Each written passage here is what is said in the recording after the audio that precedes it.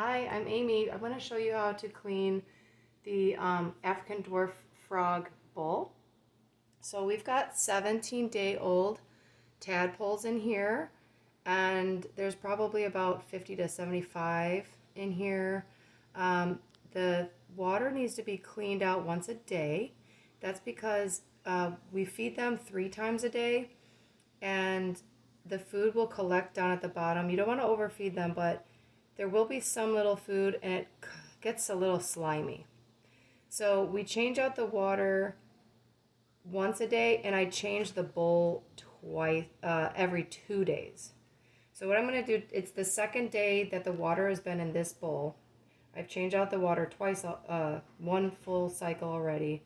Now today's the end of the second day. I'm going to actually move them into this glass bowl here. So I'm going to pour water that has been room temperature, sitting for hours. It's room temperature. I'm going to put a decent amount of water in there. The tadpoles are older and bigger now, so they need more water. But there is like a film. There's kind of like dust and a little bit of an oily film on top. I want to skim that off first without having the tadpoles flow over. So I use my little fork, and then are you able to zoom in a little, or like come a little closer?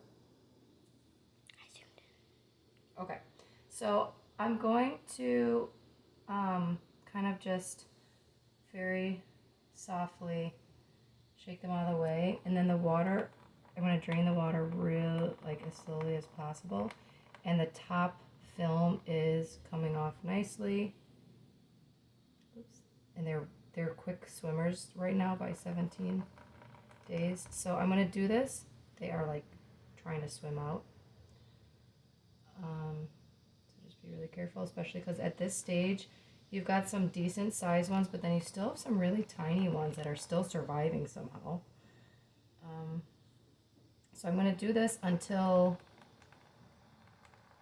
as far as I can go.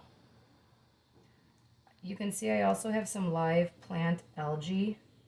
It's a type of algae, I believe, in here, and it's a great plant because it doesn't really die.